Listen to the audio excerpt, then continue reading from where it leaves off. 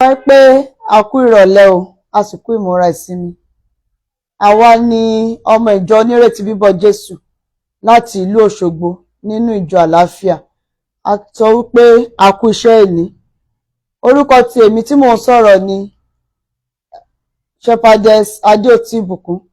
Àwọn tí wọ́n máa bá wa kọ́ ẹ̀kọ́ ti ìrọ̀lẹ́ yìí gẹ́gẹ́ bí a ti ṣe máa ń ṣe ní ọjọ́jọ́ Friday.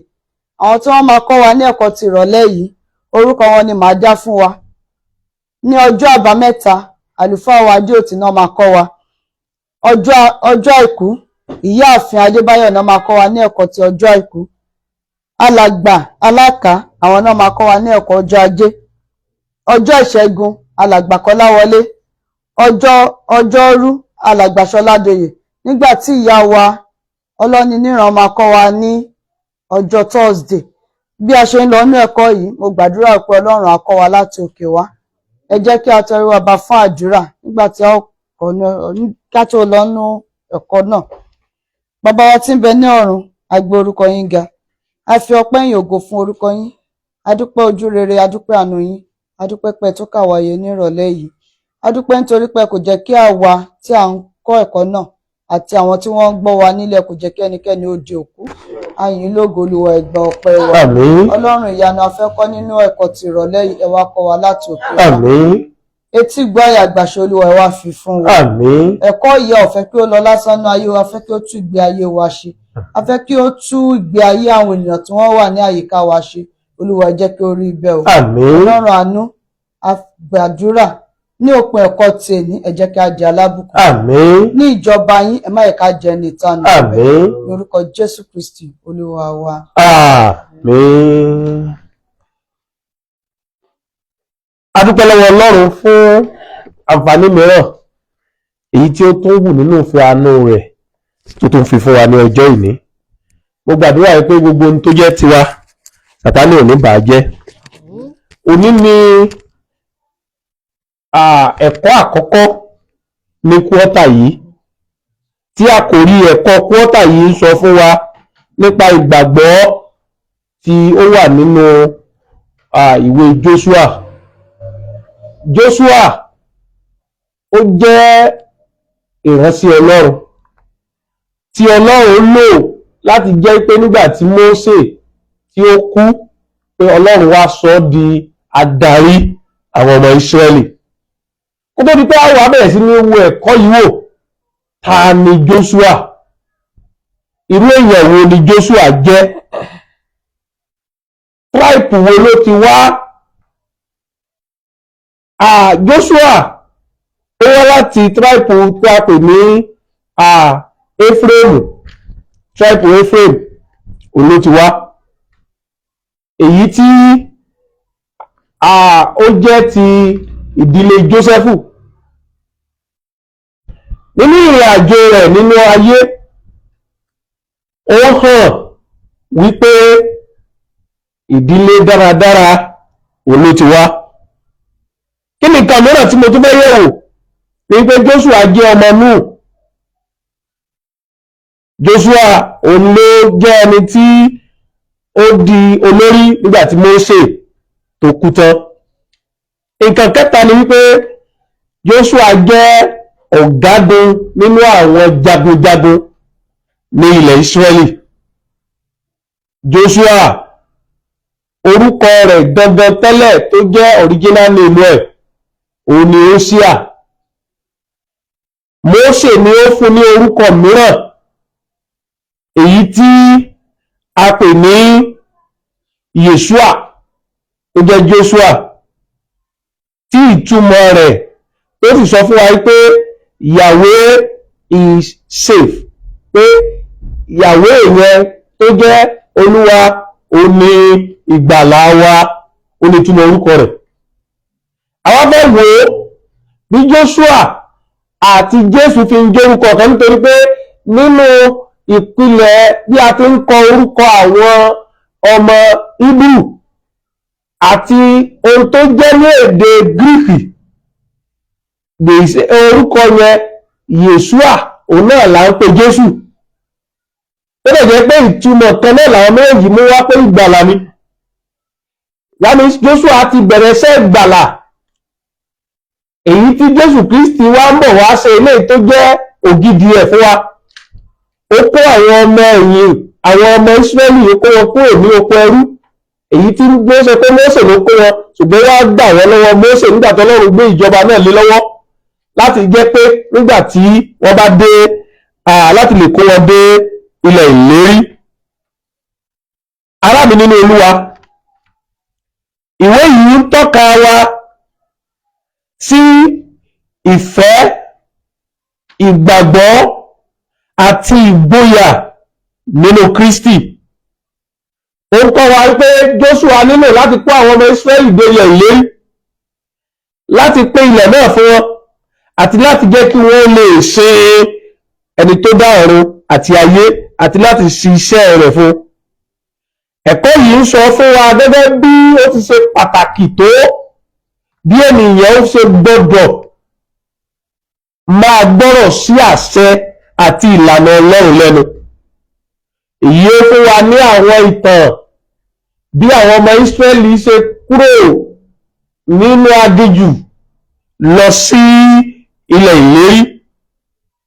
Ó tún fún wa ní àwọn àkókò èyí tó jẹ́ pé Ọlọ́run ló ń darí tí àwọn olóyìnbó ń pè ní theocracy, sí ẹgbẹ́ tí wọ́n ń pè ní ìtàwọn jọ́ọ̀jì pé àwọn adarí ló ń darí.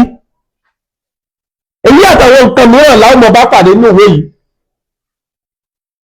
Nígbà tá a tó yẹ̀ wò àwọn àṣìṣe wo ni Jóṣúà ṣe, torí tí a bá rí pé èèyàn jẹ́ ẹni Ọlọ́run báyìí, kí làwọn ìbàkù rẹ̀ tá a tó bẹ̀rẹ̀ sí ní kọ́ nípa rẹ̀. Nígbà tí wọ́n fẹ́ lọ sí ìlú Háì láti jagun, Jóṣúà kò béèrè lọ́wọ́ Ọlọ́run, wọ́n sì ní ìjákulẹ̀. Torí pé nígbà tó ti jagun ní Jẹ́ríkò tán, ó ti wò ó pé bí ogun Jẹ́ríkò ti burú tó yìí táwọn dẹ̀ ṣẹ́gun, mélòó mélòó wá ní àwọn oko abúlé tí wọ́n tó nǹkan kan táwọn wà ní ṣẹ́gun wọ́n ní ìjákulẹ̀. Nígbà tí Ákánì tó ti mú tí ò yẹ kó mú sínú àgọ́ rẹ̀, wọ́n bẹ̀rẹ̀ sí ní wá nígbà tí ibi ń bá wọn lọ́tùn lósì. Wọ́n béèrè lọ́wọ́ Ọlọ́run, wọ́n tètè béèrè lọ́wọ́ Ọlọ́run ohun tó ṣẹlẹ̀. Ẹ̀kọ́ yìí náà tá bá ti ń dénú rẹ̀ á rí pé ènìyàn náà sì ni Jóṣúà tó náà lè ṣàṣìṣe bíi tèmi àti kíni àti ẹ̀yin. Ṣùgbọ́n lónìí kí wá ní àwọn nǹkan tí a kọ́kọ́ fi bẹ̀rẹ̀ ẹ̀kọ́ yìí nínú ìwé Jóṣúà. Ó ní a pè àkórí rẹ̀ ní recipe for success, àwọn èròjà fún àṣeyọrí. Àwọn èròjà fún àṣeyọrí. Bàbá bẹ̀rẹ̀ kan bá mi ka ẹsẹ̀ rẹ̀ ti wà ní Yorùbá, bá mi fún ní máìkì kí ọlá mi ka. Ṣáà ṣe gírí, kí o sì mú àyà le gidigidi, kí ìwọ kí ó lè kíyèsí àti ṣe gẹ́gẹ́ bí gbogbo òfin tí Mósè ìránṣẹ́ mi ti pa láṣẹ fún ọ. Má ṣe yà kúrò nínú rẹ̀ sí ọ̀tún tàbí òsì, kí ó lè dára fún ọ níbikíbi tí ìwọ bá lọ. Jóṣúà orí kìíní ẹsẹ̀ 7. Tá bá gbé níbi àwọn ẹsẹ̀ rẹ̀ tì yẹ, ohun tó ń sọ fún wa ni wípé kí Jóṣúà kó ṣe gírí, kó mú ọkàn le. Ohun tó tẹ̀ nílò ni wípé kó pa òfin òun mọ́. Tá bá ka ìwé Jóṣúà orí kìíní, kìí ṣe ọ̀nà kan àbọ́nà méjì lọ́wọ́ ti sọ wípé Jóṣúà o mú ọkàn le, má bẹ̀rù. Nítorí pé ìrìn àjò tó fẹ́ràn yìí ó nílò wípé kó má bẹ̀rù. Àwọn orílẹ̀-èdè kan ìrísí wọn bà ọ́ lẹ́rù, àwọn èèyàn kan ìrísí wọn bà ọ́ lẹ́rù. Nínú àti sọ wípé báyìí la ó ṣe, báyìí la ò ní ṣe, oríṣiríṣi àwọn ìlànà ó wà tó jẹ́ pé wà níbi àti sọ pé báyìí la ó ṣe, ó yẹ pé àwọn tó wà ń bẹ̀ wọ́n ò bẹ̀rù táwọn gbé jù ọ lọ, ó nílò láti ṣe kéne láti bẹ̀rù. Now, nínú ìfáàrà ọ̀rọ̀ yìí, wọ́n sọ ìtàn arákùnrin Benjamin Síkà kan fún wa, èyí tí ó ń kọ́ àwọn ènìyàn ní yàrá ìkẹ́kọ̀ọ́ rẹ̀.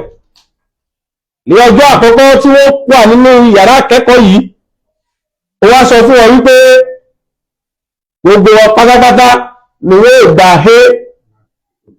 máàkì tó tóbi jù nínú iṣẹ́ yìí kí wọ́n má bẹ̀rù, ṣùgbọ́n nǹkan kan ni wọ́n ṣe fún òun. Wọ́n kọ lẹ́tà tí wọ́n kọ yìí, wọ́n wá sọ ìdí tí wọ́n fi gbà he pé wọ́n wá nígbà tó bá parí ẹ̀ wọ́n wá kọ déètì jọ́ tó yẹ kí wọ́n parí àkọ́tà yẹn, òní wọ́n kọ sí, wọ́n wá fún aráàlú nínú Olúwa. Tá ò bá mọ ìdí tá yẹ ká fi soríire, oríire lè mọ́ wá sọ́nà wa. Tá ò bá mọ ìdí tá fi ń wá sílé Ọlọ́run, ó ṣeéṣe kí àwọn kan kí wọ́n lé wa jáde, ó ṣeéṣe kí ìwà ọmọ ìjọ lé wa jáde, ó ṣeéṣe kí ìwà àlùfáà ó lé wa jáde. Tí a ò bá mọ ìdí tá fi gbaṣẹ́ ìránṣẹ́, ó ṣeéṣe kí ìwà àlùfáà ẹgbẹ́ rẹ àbí ìwà àwọn ọmọ ìjọ ó lé ọkú olùṣẹ́ ìránṣẹ́. Ìdí tí a fi wá sáyé àti tá a fi rán wa níṣẹ́, a gbọ́dọ̀ mọ̀ ọ́.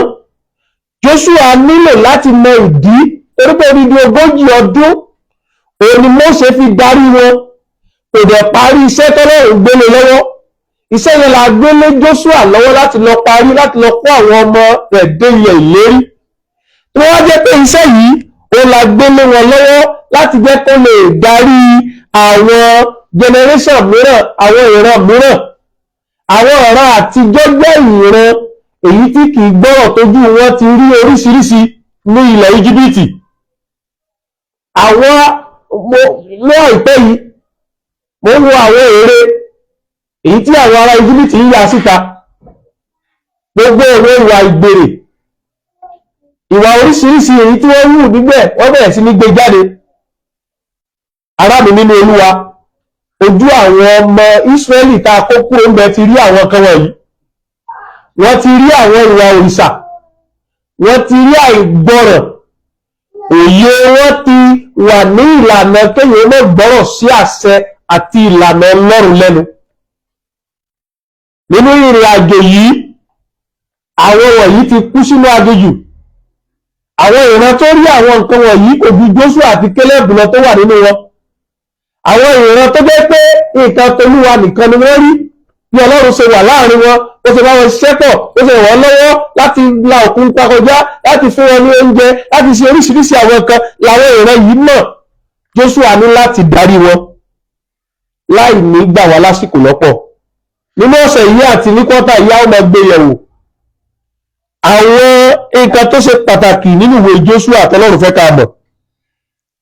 Àwọn ìpele mìíràn, ìpele ọ̀tun bí àwọn ọmọ Ísírẹ́lì mìíràn ti rí àti bí àwa náà ti yẹ kí a rí lénìí, ó ní àwọn nǹkan mìíràn táwọn ti mọ̀ gbé yẹ̀wò. Títí di ìgbà náà, mo gbàdúrà yìí pé àlàáfíà Ọlọ́run kò ní fi yín àti lé yín sílẹ̀ ní orúkọ Jésù Olúwa wa.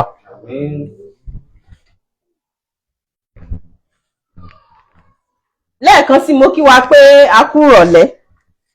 Àkórí ẹ̀kọ́ ọjọ́ àìkú tí í ṣe Sunday ni Mósè tuntun. Mósè titun. Ta ni a mọ̀ sí Mósè titun? Ẹni tí a lè pè ní Mósè tuntun náà ni Jóṣúà. Torí pé àwọn nǹkan kan wà tí a lè rí nínú àwọn ọkùnrin méjèèjì yìí. Àkọ́kọ́ náà ni wípé a rí pé lóòótọ́ Mósè ti kú, ṣùgbọ́n òun ni Ọlọ́run ti kọ́kọ́ gbé kalẹ̀ láti mú àwọn ọmọ Ísírẹ́lì kúrò ní oko ẹrú. So ibi tí Mósè ṣe iṣẹ́ dé ni Jóṣúà ti gbà. Iṣẹ́ kan náà tí Ọlọ́run gbé fún Mósè náà ni ó gbé fún Jóṣúà láti ṣe. So ó ṣèlérí wípé òun ó gba ilẹ̀ tí a ti ṣèlérí fún àwọn bàbá wọn pé òun ó gbà fún wọn. Ìlérí yìí ó sì wà síbẹ̀. Bíbélì náà tún jẹ́ kó yé wa nínú ìwé Jóṣúà orí 1 ẹsẹ̀ 3 wípé Ọlọ́run ní gbogbo ibi tí àtẹ́lẹsẹ̀ yín bá tẹ̀, ẹ̀yin ni mo fi fún. So ìlérí yìí ó sì wà síbẹ̀, tí ó sì jẹ́ pé iṣẹ́ tí Mósè ti bẹ̀rẹ̀, Jóṣúà ni a ti gbé iṣẹ́ náà fún láti parí iṣẹ́ yìí. Nínú ìwé Ẹ́xódù orí 23 ẹsẹ̀ 11, wọ́n jẹ́ kó yé wa nínú ẹsẹ̀ Bíbélì yìí wípé Ọlọ́run ti pèsè Joshua sílẹ̀ wípé òun ni yóò parí iṣẹ́ náà gẹ́gẹ́ bí Mósè ìpè ibi tí Mósè bá ti ṣe dé Joshua ni yóò parí ẹ̀. So bí ó tilẹ̀ jẹ́ pé Mósè ti kú, nínú orí ìwé àkọ́kọ́ a dárúkọ Mósè ní ìgbà 10 nígbà tí a sì dárúkọ Joshua ní ìgbà 4. So a rí wípé nínú ìwé yìí kan náà à ń pe Mósè ní ìránṣẹ́ Olúwa nígbà tí à ń pe Joshua ní ìránṣẹ́ Mósè àtẹ̀lé Mósè ẹ ṣé. So a rí wípé ní gbogbo ọ̀nà ni Ọlọ́run gan ó ti yan Joshua tó ì ti ń jẹ́ kí wọ́n mọ̀. Bẹ́ẹ̀ nínú ìwé Dítarónómì orí 18 ẹsẹ̀ 15 títí dé 22 wọ́n sọ fún wa níbẹ̀ wípé Ọlọ́run ní òun ó yan ọkùnrin kan lẹ́yìn Mósè. So a rí pé gbogbo ọ̀nà ni Ọlọ́run ti jẹ́ kí ó yé wa wípé Joshua òun náà ni òun ṣetán láti gbé kalẹ̀. Ní orí ìwé kìíní Joshua a rí wípé Joshua tilẹ̀ gbé àyípadà láàrin àwọn adarí àgbà Ísírẹ́lì méjì jáde. Ẹni tí ó ṣe pàtàkì jùlọ náà ni Olúwa fúnra rẹ̀. So ó fi Ọlọ́run ṣe pàtàkì. Ẹni tí àwọn ọ̀rọ̀ rẹ̀ sí ìwé náà, ẹni tí ó ti ìtọ́ni rẹ̀ kún inú rẹ̀. Kò sí àní-àní nípa ẹni gan tí ó jẹ́ adarí Ísírẹ́lì tí a tún ṣetán láti yàn bí kò ṣe Joshua. So àwọn ìbéèrè kan wà lẹ́yìn ẹ̀kọ́ yìí wípé báwo ni kí ni ìdí tí ó fi ṣe pàtàkì láti rántí ẹni tí ó jẹ́ adarí ìjọ nítòótọ́. Ó ṣe pàtàkì láti máa rántí ẹni tí ó jẹ́ adarí ìjọ. Ta náà ni adarí ìjọ lónìí? Òun náà ni Jésù Kristi. Ẹni tí ó bá pera rẹ̀ ní adarí tí kò fi ìbọ̀wọ̀ fún adarí àkọ́kọ́ tí ṣe Jésù Kristi, a rí i pé irú ẹni bẹ́ẹ̀ ó ti kú nígbà tí ó wà láàyè. So a gbọ́dọ̀ máa ṣọ́ra kí a sì máa ṣe sí àwọn ènìyàn gẹ́gẹ́ bí a ṣe fẹ́ kí Ọlọ́run náà kí ó ṣe sí wa. Ẹ jẹ́ ká máa rántí Jésù tí í ṣe adarí ìjọ nígbà gbogbo. Ọlọ́run á ran ẹnìkọ̀ọ̀kan wa lọ́wọ́ o. Àní sìn lásán lórúkọ Jésù. Àmín. Ní tẹ̀síwájú ẹ̀kọ́ ọjọ́ ajé tó sọ wípé rékọjá, gbà, pín àti ṣiṣẹ́. Joshua jẹ́ Mósè tuntun èyí tí Ọlọ́run lò láti mú kí iṣẹ́ tí ó gbé fún Mósè kí ó wá sí ìmúṣẹ. Ọlọ́run ló pèsè Joshua sílẹ̀, ó sì ní iṣẹ́ takuntakun fún láti ṣe. Ó rọ̀ ní agbára nípa àwọn ọ̀rọ̀ tó sọ fún pé kí ó mú ọkàn lé o, kò ṣe gírí. Mósè ó la òkun pupa kọjá, ó ṣe iṣẹ́ ńlá fún Ọlọ́run nípasẹ̀ àwọn iṣẹ́ tó ṣe. Ṣùgbọ́n Joshua náà, òun náà máa la àwọn odò kan kọjá, pàápàá jùlọ odò Jọ́dánì, èyí tí a rí agbára Ọlọ́run nípa bí ó ṣe là á kọjá. Odò Jọ́dánì òun náà ni etí ilẹ̀ Kénáánì. Tí wọ́n bá ti rí kọjá odò Jọ́dánì, wọ́n ti délẹ̀ Kénáánì tí Ọlọ́run ti pèsè sílẹ̀, tí Ọlọ́run ti sọ fún àwọn baba ńlá baba wọn pé òun ó fún wọn. Iṣẹ́ Joshua wá ní pé ó gbọ́dọ̀ rí kọjá odò yìí, ó gbọ́dọ̀ gba ilẹ̀ yìí. Ọlọ́run ti sọ pé kó mú ọkàn lé, Joshua sì mú ọkàn lé, ó ṣe gírí, ó gba ilẹ̀ yìí. Inú ìwé Joshua yìí náà láti rí bí ó ṣe iṣẹ́ pínpín ilẹ̀ tí Ọlọ́run ti fi fún wọn láìṣègbè. Balógun ní ilẹ̀ Yorùbá nígbà náà, wọ́n á pín ọ̀pọ̀lọpọ̀ ilẹ̀ fún ara wọn àti ìdílé wọn. Ṣùgbọ́n kò rí bẹ́ẹ̀. Bí Ọlọ́run ṣe sọ pé kí Joshua kó ṣe pín ilẹ̀ yìí, bẹ́ẹ̀ náà ló ṣe pín. Dẹ̀ pàápàá jùlọ ó wá iṣẹ́ láti ṣiṣẹ́ fún Olúwa.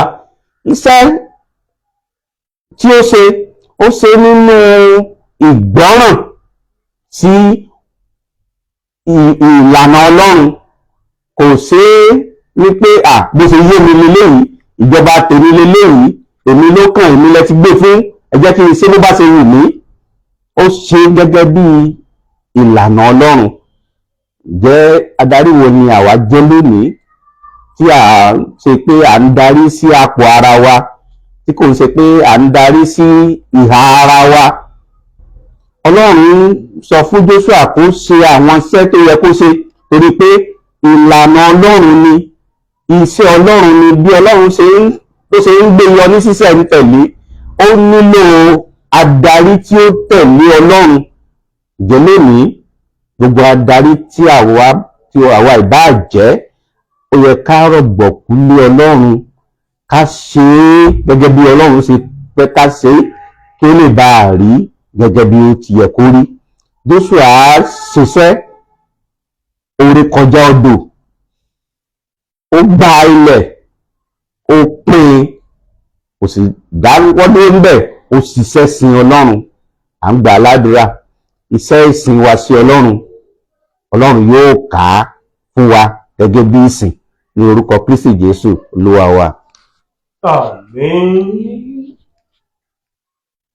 Ní ìtẹ̀síwájú nínú ẹ̀kọ́ ti ọ̀sẹ̀ yìí, ọjọ́ ìṣẹ́gun, èyí tí ṣe ọjọ́ Tuesday, àkòrí tó wà ńbẹ̀ ni àwọn ajogún àwọn ìlérí.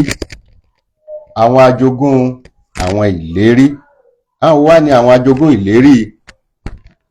Ní bí irinwó ọdún sẹ́yìn, jù bẹ́ẹ̀ lọ, 400 years ago, Ọlọ́run ti ṣe ìlérí fún bàbá ìjà Ísírẹ́lì, Jákọ́bù, wípé ilẹ̀ yìí ó ṣe kí ni, ó fi fún ọ.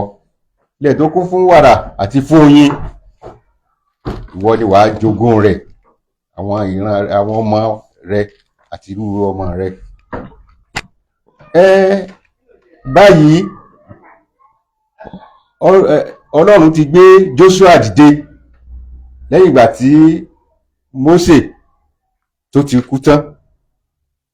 Òun ni Jóṣúà tẹ̀síwájú láti mú àwọn ọmọ Ísírẹ́lì dé ilẹ̀ ìlérí. Ó ṣeni láàánú pé ọ̀pọ̀lọpọ̀ tó kúrò láti ilẹ̀ Íjíbítì, pàápàá jùlọ wọ́n ẹni tó ti kọjá 80 years sókè, pé tó ti kọjá 80 years sórí iṣẹ́ Ọlọ́run, tó rí gbogbo àmì tọ́lọ́run ṣe, síbẹ̀ wọn ò ní ìgbàgbọ́, síbẹ̀ wọn ò ṣetán láti tẹ̀lé Ọlọ́run, wọ́n bà kú. Ọ̀pọ̀lọpọ̀ wọn ló kú sí wilderness. Ó kù Jóṣúà àti Kélẹ́bù nìkan lẹ́ni tó kọjá 20 ọdún sókè. Kí ni eléyìí wá fi fún wa? Ọlọ́run ṣe ìlérí fún àwọn bàbá. Ọlọ́run tí pa májẹ̀mú mọ́, ó pa májẹ̀mú rẹ̀ mọ́. Àwọn ìran tuntun, àwọn ọmọ tá a bí nínú wilderness, àwọn tí wọ́n ti rí ògo Ọlọ́run, àwọn tí wọ́n ti mọ iyì Ọlọ́run, tí wọ́n rí ìbáṣepọ̀ pẹ̀lú Ọlọ́run, wọ́n sì tán láti jogún ilẹ̀ tí Ọlọ́run tó promise àwọn bàbá wọn. Ọlọ́run ṣe ìlérí, ó sì mú ìlérí ṣẹ. Ọlọ́run amúlérí ṣẹ ni Ọlọ́run. Ó dẹ̀ fún Jóṣúà ní ìgboyà, ó ní kó má ṣe bẹ̀rù. Ó ní bí gbogbo ibi tí ẹsẹ̀ rẹ̀ bá tẹ̀ ló ṣe kí ni, lòun ó gbà fún. Ó ní kó mú àyà le, gẹ́gẹ́ bí àwa náà lénìí. Ọlọ́run ṣe ìlérí fún wa, ìlérí ìjọba ọ̀run. Tí a bá ṣe ìfẹ́ rẹ̀, tá a rìn gẹ́gẹ́ bí ìlànà rẹ̀, àwa náà ó jogún rẹ̀, gẹ́gẹ́ bí àwọn new generation Israel tán fi wọlẹ̀ ìlérí náà. Ọlọ́run ó ràn wá lọ́wọ́. Wọ́n ní ìlérí Ọlọ́run kìí ṣe májíìkì, reality ni. Ọlọ́run ní bá ti sọ ní ó ṣe ṣe kí ni, ní ó ṣe ṣẹ. Ọlọ́run yìí ṣèlérí kó mọ̀ múṣẹ. Ó mú ìlérí rẹ̀ ṣẹ fún àwọn ọmọ Ísírẹ́lì, àwọn ìran tuntun. Ó dẹ̀ tó ń ṣe ìlérí fún Jóṣúà wípé kì yóò sí ọkùnrin kan tí yóò lè dúró níwájú rẹ ní ọjọ́ ayé rẹ gbogbo. Gẹ́gẹ́ bí mo ti wà pẹ̀lú Mósè, bẹ́ẹ̀ ni èmi yóò sì wà pẹ̀lú rẹ. Èmi kì yóò fi ọ́ sílẹ̀, bẹ́ẹ̀ ni èmi kì yóò kọ̀ ọ́. Ìlérí Ọlọ́run ní fún ẹnì kọ̀ọ̀kan wa. Ọlọ́run ò ní kọ̀ wá sílẹ̀. Ọlọ́run sọ pé òun dúró ti, ó dẹ̀ dúró ti Joshua títí wọ́n fi gba gbogbo àwọn ilẹ̀ yẹn. Ọlọ́run ràn wá lọ́wọ́. Ọlọ́run mú wa lọ sí ilẹ̀ ìlérí. Ilẹ̀ ìlérí náà, bó ní ilẹ̀ ìlérí náà, ó ní ìjọba Ọlọ́run. Ṣùgbọ́n ó kù sọ́wọ́ rẹ àti èmi. Tá a bá ṣe tán láti tẹ̀lé ìlànà Ọlọ́run, láti gbọ́rọ̀ sí Ọlọ́run lẹ́nu, Ọlọ́run ṣe kí ni? Yóò mú wa dé ilẹ̀ ìlérí. Ọlọ́run ó jẹ́ kí a lè jogún ìjọba rẹ̀. Ibi tí ò ti sí ẹkún, ibi tí ò sí sí òsí, tí ò sí òsé, ibi tí àti ní máa kú mọ́, ibi tí àti ní máa ní wàhálà mọ́, ibi tí ò sí ẹ̀ṣẹ̀. Ọlọ́run ṣetán láti mú wa débẹ̀. Gẹ́gẹ́ bó ṣe mú àwọn ọmọ new generation Israel wọ ilẹ̀ ìlérí náà, yóò máa wà náà débẹ̀ lórúkọ Jésù Olúwa wa.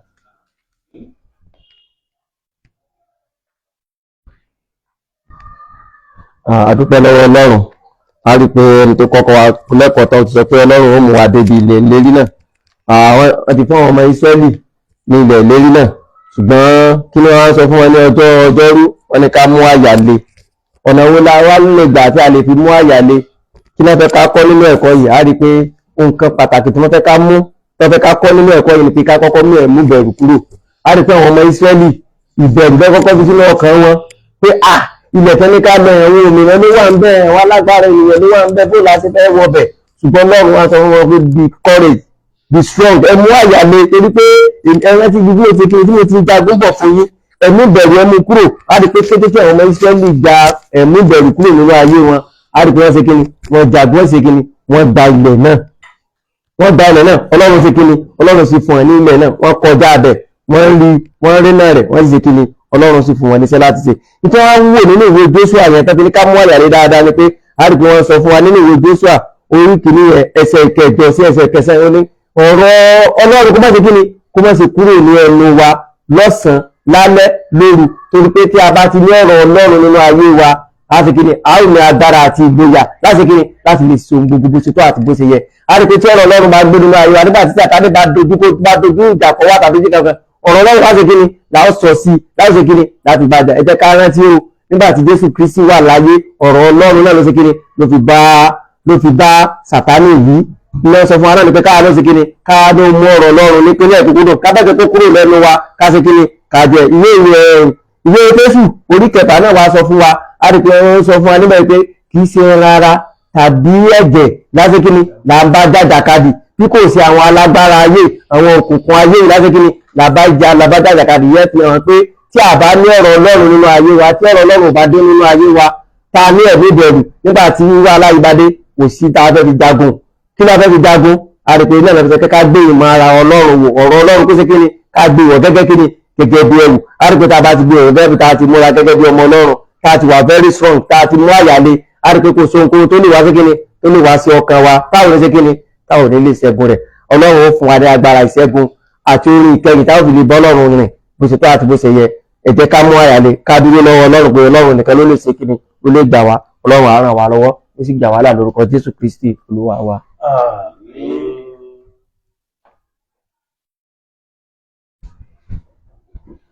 Kí wá pé a kú ìsinmi lẹ́ẹ̀kan sí i. Àti ọjọ́bọ̀ ó ní ọ̀pọ̀n súnkàn, jíjẹ́ ọlọ́rọ̀ àti ṣíṣe àṣeyọrí. A sọ fún wa níbi pé àṣeyọrí jẹ́ kíkọ́kọ́ wá ojú Olúwa, kákọ́kọ́ wá ojú Olúwa kí a sì jẹ́ ọlọ́gbọ́n, kí a máa gbọ́rọ̀ sí Olúwa. Ilé ọ̀rọ̀ tí a sọ̀rọ̀ rẹ̀ níbí yìí ó yàtọ̀ sí ọ̀rọ̀ ayé yìí, bí kò sí ọ̀rọ̀ yìí tí ó ti dá ti pèsè sílẹ̀ fún wa ní ìjọba rẹ̀. Láti lè jẹ́ ọlọ́rọ̀, a gbọ́dọ̀ jẹ́ ẹni tí ó gbọ́n. Láti lè jẹ́ ọlọ́rọ̀, a gbọ́dọ̀ jẹ́ ẹni tí ó gbọ́n. Báwo la ṣe lè jẹ́ ẹni tí ó gbọ́n? Báwo la ṣe lè jẹ́ ọlọ́gbọ́n? A sọ fún wa níbi pé nípa pípa òfin Ọlọ́run mọ́, ó ní láti lè jẹ́ ẹni tí ó gbọ́n, láti lè jẹ́ ọlọ́gbọ́n. àwa béèrè lọ́wọ́ wa níbí nínú ìwé Róòmù orí 3 ẹsẹ̀ 21 pé kí ni ìyàtọ̀ tí ó wà láàrin òfin àti ìgbàgbọ́. A sọ fún wa níbí pé méjèèjì ó ṣe kí ni ó ṣiṣẹ́ papọ̀ ni, àti òfin àti ìgbàgbọ́ méjèèjì ṣiṣẹ́ papọ̀ ni. Tí a bá jẹ́ ẹni tí ó gba Ọlọ́run gbọ́, tí a jẹ́ onígbàgbọ́ nítòótọ́, a ó pa òfin Ọlọ́run mọ́. A sọ fún wa nínú ìwé Jòhánù orí 14 ẹsẹ̀ 15 wípé Bíbélì jẹ́ kó yé wa pé tí wọ́n bá fẹ́ràn mi, wàá ṣe kí ni wàá pa òfin mi mọ́. Tí a bá fẹ́ràn Ọlọ́run, tí a jẹ́ onígbàgbọ́ nítòótọ́, a ó ṣe kí ni a ó pa òfin Ọlọ́run mọ́. Àwọn àrí à ń sọ níbí ni pé kì í ṣe nípa ìgbàgbọ́ nìkan. A sọ fún wa nípa àti sọ wípé torí pé àgbàgbọ́ ká wá mọ irú òfin. Tí a bá sọ pé àgbọ̀ Ọlọ́run gbọ́gẹ́ bí mo ṣe sọ ṣáájú, a ó pa òfin Ọlọ́run mọ́. Àwọn a sọ fún wa pé tí a bá fẹ́ jẹ́ ọlọ́rọ̀, a gbọ́dọ̀ jẹ́ ẹni tí ó ń gbọ́ràn sí àṣẹ Ọlọ́run. A gbọ́dọ̀ jẹ́ ẹni tí ó pa òfin Ọlọ́run mọ́. A sọ fún wa níbí pé kì í ṣe wípé kí a máa rú òfin, ó ní wípé a jẹ́ ọlọ́rọ̀, kì í ṣe ọrọ̀ ayé yìí nìkan bí kò ṣe ọrọ̀ tí a ti ṣètò sílẹ̀ fún wa ní ìjọba ọ̀run. A sọ fún wa níbí pé tí a bá jẹ́ ọlọ́rọ̀, a gbọ́dọ̀ jẹ́ ẹni tí ó ń gbọ́rọ̀ sí àṣẹ Olúwa láti lè jẹ́ kí a jèrè ìjọba rẹ̀. Agbára láti lè jẹ́ ẹni tí ó gbọ́rọ̀ sí àṣẹ Olúwa, láti lè jẹ́ ẹni tí ó kó ọrọ̀ jọ ní ọ̀run láìsí ọrọ̀ ayé yìí nìkan. Ọlọ́run nínú àánú rẹ̀ á gbé wọ̀ wá. Àmín. Ọlọ́run àánú ẹ ṣé o, oore ọ̀fẹ́ rẹ̀ tó tún fún wa. Ní báyìí bẹ́sàrí wo àwọn kankan wò kó tó di pé gbogbo wa wà mọ́ sọ fún wa ohun tí a ò fẹ́ kí a gbàgbé nínú ẹ̀kọ́ yìí. Tá bá wo ẹ̀kọ́ ìní dáradára, àwọn nǹkan kan wà tó jẹ́ pé a ń tẹnu mọ́ ní gbogbo ìgbà. Ó ní pé kí Joshua kó mọ́ bẹ̀rù, kó mú ọkàn le, be strong and of good courage. Pé má bẹ̀rù, mú ọkàn le, má bẹ̀rù, mú ọkàn le. Now, ìdí tí Ọlọ́run fi ń tẹnu mọ́ ọ̀rọ̀ yìí ni wípé ní gbogbo ìkóríta àṣeyọrí nínú ayé, òun ni ẹ̀mí ìbẹ̀rù náà ń jókòó sí. Nígbà tó bá fẹ́ gbaṣẹ́, nígbà tí wàá bá lọ ṣe interview, bá ṣe ìfọ̀rọ̀wánilẹ́nuwò, tó bá ti dúró síwájú ọ̀pọ̀lọpọ̀ àwọn ìbéèrè tó mọ̀ tẹ́lẹ̀, tó mọ̀ dáhùn ẹ̀, tó mọ̀ bí ó ṣe sọ, nítorí ìbẹ̀rù abẹ́rẹ́ sí ní kọ́lọ́lù wá ti gbàgbé ẹ̀. Tá bá fẹ́ ṣe ẹ̀gzáàmù gan ṣèdánwò nílé ìwé, tá bá ń tò wá wọlé, ẹ̀rù ó sì mọ bà wá wọn tí ìmú béèrè àti ìgbà ìwé táwọn fi ṣe iṣẹ́ àti ìṣe kiri kankan, ṣùgbọ́n ẹ̀rù ó mọ bà wá. Tá bá wá tún tẹ̀ síwájú nínú ayé láti rí ṣe ohun tó dára, gbogbo àwọn ibi tó dára ní ìbẹ̀rù jókòó sí. Gbogbo tí Joshua nílò láyé láti fi ja ogun àti láti fi ṣàṣeyọrí àti láti fi gbé àwọn ìgbésẹ̀ tí ó fún ní àṣeyọrí ní ayé, Ọlọ́run ti fi fún. Ṣùgbọ́n tí Ọlọ́run rí pé kù ní wípé tí ò bá ti lè mú ìgboyà sí àwọn nǹkan wọ̀nyí, àṣeyọrí ó nira. Arábìnrin nínú Olúwa, ọ̀pọ̀lọpọ̀ wa ní àìṣerere wa dúró ti wípé à ń bẹ̀rù àwọn ìgbésẹ̀ tó yẹ ká gbé, a ò gbé. Ọ̀pọ̀lọpọ̀ wa láwọn òpé tí mo bá lọ bí wọ́n pa mí dànù. Àwọn àjẹ́wà ń bì kan, táwa nínú chọ́ọ̀tì ká tó mọ bẹ̀rù bí tá a jókòó sí, táwa nínú ilé ọmọ bẹ̀rù, tá a gba kọ́ láti bì ká bẹ̀rù, pọ̀ wọ́n tó sì nǹkan sí ọ̀la ọmọ bẹ̀rù pé sáwọn kan ò ní rí ní tí wọn ò ní rí mi, wọn ò ní pa mí. Gbogbo àwọn ibi tá a ṣe nǹkan la fi ń bẹ̀rù jù. Akọni ẹlẹ́rù là ń ṣe. A ò nílò láti bẹ̀rù. Ọlọ́run tó ju Ọlọ́run lọ là ń sìn. Ẹ̀kọ́ yìí ń sọ fún wa wípé ó ti ń sọ tẹ́lẹ̀ Joshua létí náà ló ń tẹ́ máwa náà létí lénìí wípé a ò nílò láti bẹ̀rù. Ọba àwọn ọba òun ọba wa, Olúwa àwọn olúwa lolúwa wa, ẹni tó jẹ́ olórí jagunjagun gbogbo ayé àti ogun ọ̀run, òun ni ẹni tí ń jagun fún wa. A ò nílò láti bẹ̀rù. Má bẹ̀rù ará mi nínú Olúwa. Ìwé Jòhánù orí 12 sọ wípé má bẹ̀rù ará ilé Síónì, torí olùgbàlà rẹ̀ ṣe kíni ó wà nítòsí. Olùgbàlà wa wà nítòsí o. ẹ̀yin ọmọ Kristi ẹ má bẹ̀rù nítorí bí olùgbàlà wa ṣe kéré ó wà nítòsí. Tá a bá tiẹ̀ gbàgbé gbogbo tá a kọ́ ní ẹ̀kọ́ lè ní tá a bá lè rántí ẹjẹ́ rántí wípé a ò gbọ́dọ̀ bẹ̀rù. Ohun ẹ̀kejì ni wípé òfin Ọlọ́run ó rìn pẹ̀lú ìgbàlà rẹ̀ ni. Tá a bá ti fẹ́ràn Ọlọ́run a gbọ́dọ̀ kòfin rẹ̀ mọ́. Àti tó bá fẹ́ ṣàṣeyọrí gbọ́dọ̀ gbọ́rọ̀ sí àṣẹ Ọlọ́run, ó gbọ́dọ̀ tẹ̀lé Ọlọ́run ṣe fẹ́, ìgbà yẹn ni ó wà ṣàṣeyọrí. Kì í ṣe ìgbà tó bá kọ́lé méje mẹ́jọ ni kò ṣàṣeyọrí, ṣùgbọ́n tó bá ti mú ṣe ohun tọ́lọ́run fẹ́ kó wá ṣe nínú ayé ó ti ṣàṣeyọrí. Bí ọmọ yá èèyàn kan níbí náà sì ní àwọn nǹkan tí a ò fẹ́ kí a gbàgbé, ẹ máa bọ̀ báyìí láti wá bá gbogbo àwa sọ̀rọ̀ ní báyìí. Ọlọ́run wà pẹ̀lú wa. Àmín. Olúwa yóò máa wà pẹ̀lú wa. Àmín o. Ẹ̀kọ́ tí à ń kọ́ yóò máa mú wa súnmọ́ Ọlọ́run síwájú àti síwájú sí ni.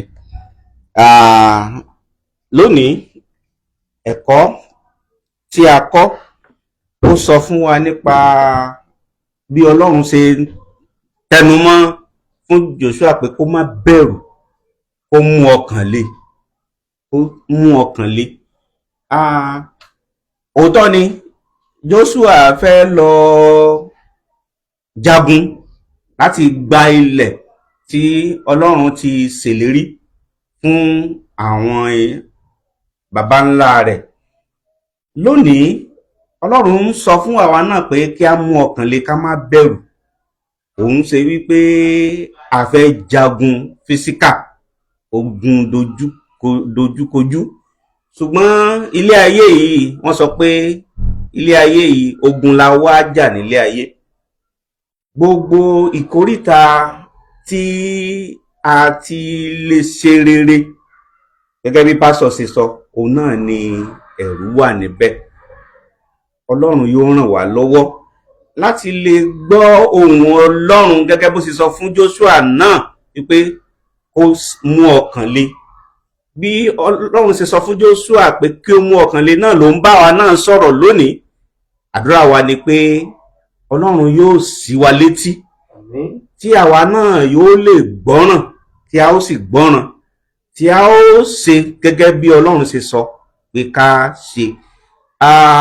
Nínú ká ṣe decision, ká ní ìpinnu láti dúró pẹ̀lú Ọlọ́run, láti dúró.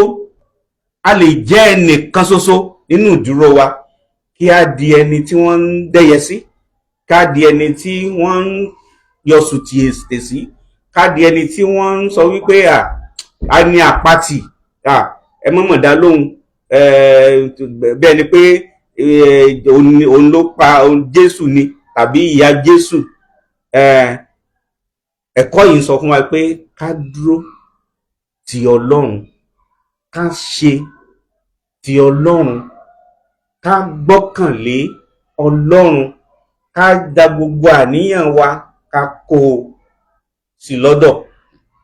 Bí ó ṣe jẹ́ kí Joshua ṣe àṣeyọrí, tí kìí ṣe pé Joshua nílé rẹpẹtẹ, tí kò ní mọ́tò rẹpẹtẹ, tí Ọlọ́run sọ pé Joshua ṣe àṣeyọrí, àṣeyọrí náà ni yóò jẹ́ tiwa. A ní ṣàṣetì. Ọlọ́run inú àánú rẹ̀ yóò sọ wá di ọlọ́rọ̀, ọlọ́rọ̀ ní ọ̀run, ibi tí wọ́n ní èsùsù àti ìpáàrà kò ní bàá jẹ́.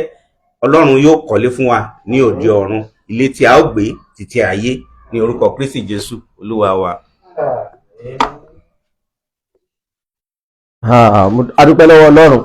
Ní tí mi ò fẹ́ ká gbàgbé nínú ẹ̀kọ́ yìí, a rí pé ẹ̀kọ́ tó kẹ́yìn lọ́jọ́ Thursday ni ọ̀nà bá a ṣe lè ṣàṣeyọrí àti bá a ṣe lè jẹ́ ọlọ́rọ̀. A rí pé Joshua ó jẹ́ aláṣeyọrí, Ọlọ́run sì bùkún nínú ọ̀rọ̀. Ọ̀nà wo làá náà lọ gẹ́gẹ́ bí Kìrìsìtẹ́nì, ó yẹ ká jẹ́ ọlọ́rọ̀ àti aláṣeyọrí ni, torí pé Ọlọ́run ti la ìlànà yìí sílẹ̀ fún wa dáradára. Tí a bá tẹ̀lé ìlànà yẹn, tá a pa òfin Ọlọ́run mọ́, tá a rìn bó ṣe tó àti bó ṣe yẹ, a rí pé ọrọ̀ àti àṣeyọrí ọwọ́ ọmọ Ọlọ́run ló wà. Kò sí ẹlòmíì tó yẹ kó ní ọrọ̀ àti àṣeyọrí ju ọmọ Ọlọ́run lọ, torí pé Ọlọ́run sọ pé pa òfin mi mọ́, ẹ bá fi pa òfin mi mọ́, owó ṣe kí ni, owó bless wa ni, owó sì fèrè sí ọ̀run sílẹ̀ fún wa ni, àká wa ó ṣe kí ni, kò ní lè ìgbà tá a bá ti ṣe ohun tó bá yẹ ká ṣe àti tó bá yẹ ká tọ́ tá a rìn nílànà Ọlọ́run bó ṣe ká rìn nílànà Ọlọ́run ọrọ̀ àti kíni àti àṣeyọrí ó ń bẹ lọ́wọ́ Ọlọ́run tí a bá sì nílànà rẹ̀ Ọlọ́run ó kọ́ wa àwọn àdìpẹ́ tá a bá wò láyé òde òní kí ló wá kù tí gbogbo wa ń lé Ọlọ́run ní ká kọ́kọ́ wá ìjọba Ọlọ́run náà àti òdodo rẹ̀ ìyókù àwọn ṣe kíni tí ara rẹ̀ ó mọ̀ fi lè ṣùgbọ́n lónìí tá a bá wò lọ́tún tá a wá nu olóṣì jára rẹ̀ ní gbogbo wa kọ́kọ́ wá káàkiri tí ò jẹ́ kí ọ̀pọ̀lọpọ̀ owó jẹ́ ọlọ́rọ̀ nù torí pé à ń wá jára là ń wá ẹ̀jẹ̀ ká kọ́kọ́ wọ ìjọba Ọlọ́run káìsí kíni ká wọ òdodo rẹ̀ ká wá so ohun tó dára bó ṣe tó àti bó ṣe yẹ á rí i pé ọrọ̀ àti àṣeyọrí yẹn Ọlọ́run yóò kàn mọ̀ bùkún wa ni so ohun tí mo fẹ́ ká má gbàgbé lónìí nìyẹn tá a bá wá ti ń ṣe tá ò tí ì ṣe tẹ́lẹ̀tẹ́lẹ̀ ẹ jẹ́ ká mú ẹ̀kọ́ tòní ká lè fi ṣe àyípadà kúrò nínú ayé wa ká lè jẹ́ ọlọ́rọ̀ àtàláṣeyọrí nínú ayé wa Ọlọ́run yóò sì ṣe fún wa lórúkọ Jésù Kristi Olúwa wa. Ní àkótọ́ ẹ̀kọ́ yìí a sọ fún wa wípé kí a jẹ́ alágbára kí a jẹ́ ẹni tí kì í bẹ̀rù ẹni tí ó ń pa ìbẹ̀rù tì wọ́n á fẹ́ rọ̀ wá ní àṣálẹ́ yìí kí ni ìgbésẹ̀ tó fẹ́ gbé gẹ́gẹ́ bí a ṣe wà lẹ́nìkọ̀ọ̀kan wa gẹ́gẹ́ bí a ṣe wà nínú ilé wa kí ni ìgbésẹ̀ tó fẹ́ gbé dẹ́rù bíbà ò jẹ́ kó gbé ìwọ gbé ìgbésẹ̀ akọni gbé ìgbésẹ̀ akin ṣe nǹkan náà Ọlọ́run á sì ràn ọ́ lọ́wọ́ nítorí pé ìgbàgbọ́ rẹ rọ̀ mọ́ Ọlọ́run á dẹ̀ bá ọ ṣe kí nìkan tí o rò kí nìkan tó rò pé ó tóbi pé eléyìí ẹ̀rù bà mí àti ṣe wọ́n tiẹ̀ gbégbèsè akin nínú Ọlọ́run ohun gbogbo ni ṣíṣe Ọlọ́run á dẹ̀ ràn wá lọ́wọ́ lórúkọ Jésù. Amen. Adúgbò lọ́wọ́ Ọlọ́run fún ẹ̀kọ́ tèmi wọ́n ti sọ ilé tó ṣe pàtàkì ńbẹ̀ gbégbèsè lọ́tọ̀ gbọ́ lásán gbégbèsè yóò sì ṣeé ṣe. Títí di ọjọ́ mẹ́jọ tá ó tún jọ pàdé ẹ bá ní ìbéèrè tàbáwọn nǹkan tí ẹ fẹ́ sọ fún wa àbẹ ni Ọlọ́run sọ pé kẹ́ ẹ bùkún fún wa ẹ lè pè wá sórí nọ́mbà wa yìí 07033758583 ẹ jẹ́ pé lẹ́ẹ̀kan sí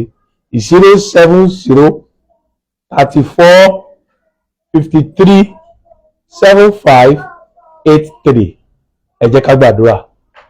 Ọlọ́run ìyè Ọlọ́run àánú kọ́tà tó nìyí o láti rìnrìn àjò pẹ̀lú ìgbàgbọ́ láti rìnrìn àjò pẹ̀lú ìmọ̀ yín Ọlọ́run àánú ẹ bá wa sọ̀rọ̀ kọ́tà yìí ẹ jẹ́ ó nítumọ̀ ní ayé wa ẹ má jẹ́ akẹ́kọ̀ọ́ yìí lásán ẹ múdùn ló wọnú ilé wa bàbá ẹnikẹ́ni tí ẹ̀mí ìbẹ̀rù ń bá jà látòní lọ ẹ̀mí ìgboyà kò fún orúkọ látọ̀ Bíbélì sọ wípé ẹ ò fún wa ní ẹ̀mí ìbẹ̀rù bí kìí ṣe ẹ̀mí ìgboyà àti ẹ̀mí èyí tí mo mú ní ìfẹ́ síwájú mo bẹ̀ yín dípò ìbẹ̀rù ẹ jẹ́ a ní ìgboyà dípò pé ká wà lójú kan ẹ jẹ́ a tẹ̀síwájú dípò pé kí Sátánì orí ọ̀rọ̀ sọ lé wa lórí ẹ jẹ́ kí ni wọ́n máa dùn ká máa di ẹni ìbùkún àbáyé ẹnikẹ́ni tó ń gbọ́ mi tó ń la ìṣòro kan tàbí èkejì kọjá ní àkókò yìí Ọlọ́run àánú ó gbọ́ tirẹ̀ kó mú ìṣòro rẹ kúrò kó mú inú rẹ dùn kí ayọ̀ rẹ kó kún Ọlọ́run ọjọ́ ìsinmi kó wọlé tọ̀ wá kí ó mú ìbànújẹ́ kúrò nílé rẹ kí o dẹni ìbùkún kí iṣẹ́ rere ó tẹ̀ ọ́ lọ́wọ́ kí ọmọ tìrẹ ó jẹ́ tìrẹ kí ìdùnnú ó jẹ́ tìrẹ kó fún ọlọ́kọ tìrẹ kó fún ọláya tìrẹ kí iṣẹ́ rere èyí tí ń tẹ̀sẹ̀ ìdílé ó jẹ́ tìrẹ kí gbogbo tí ó dára Ọlọ́run ní làkà fún ọ ó jẹ́ tìrẹ kí iṣẹ́ ìsìnrẹ́sí Ọlọ́run kó ṣeé ṣe lọ́wọ́ rẹ Ọlọ́run àmì ẹ̀ṣẹ̀ nítorí pé ẹ ti gbọ́ ní orúkọ Jésù Olúwa wa. Happy Sabbath. God bless you all. Amen.